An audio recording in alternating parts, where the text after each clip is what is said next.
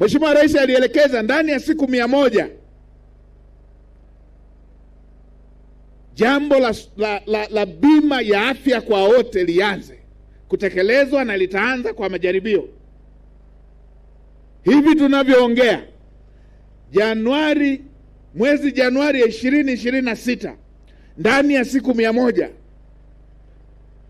utafanyika uzinduzi wa bima ya afya kwa wote, kwa kuanzia na makundi yale mahususi ambayo yana hatari zaidi na yana uhitaji zaidi wa kupata bima ya afya kwa wote: watoto, akina mama wajawazito na wazee wasiojiweza.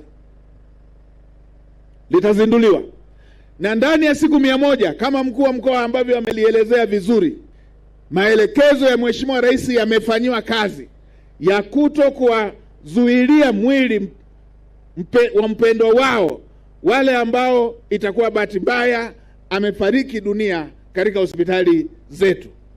Kwa maana hiyo, kuanzia tamko lilipotolewa na hadi sasa, mikoa yote, hospitali zote zizingatie maelekezo hayo, na wala pasitokee mtu akazuiliwa matibabu kwa sababu hajalipia, kwa sababu hajafanya malipo.